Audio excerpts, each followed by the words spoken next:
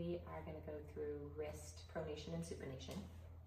So you need to be able to sit with your target arm supported and wrist free. We need to make sure that we have good contact with our forearm and that our elbow isn't floating up in the air. So if this position isn't comfortable for you or doesn't meet that need, get a hand towel and do what you need to make sure that we can achieve that supported position.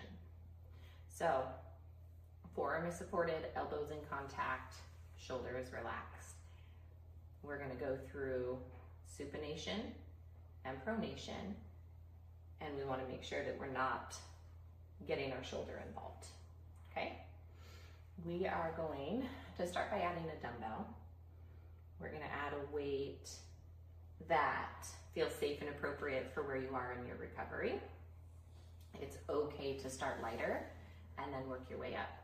I'm going to hold the bell because I want this longer lever arm because we're going to use it to give us a little bit of an end range stretch. So I'm going to start neutral position. I'm going to roll slowly all the way into supination, letting the weight of that dumbbell give me a little bit of an end range stretch. I'm going to pull all the way back through neutral into pronation, letting that dumbbell give me a little stretch. This is where it's important to make sure that I don't let myself cheat away from that position. And then I come back to neutral. That's 1 rep. We're going to go through anywhere between 8 and 15 reps, depending on tissue tolerance and fatigue.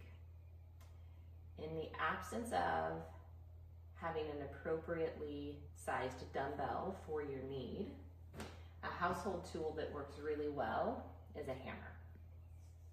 We can change our grip on there to adjust how much torque that lever arm is giving us. So again, setup is the same. Forearm supported, elbows touching, shoulders relaxed, all the way into supination, letting the weight of the head of that hammer give me a little end range stretch, through neutral, into end range pronation, making sure my elbow doesn't sneak away from the table, and then back. So somewhere between 8 and 15 reps, depending on tissue tolerance and fatigue. And we'll do somewhere between 1 and 3 sets, depending on tissue reactivity.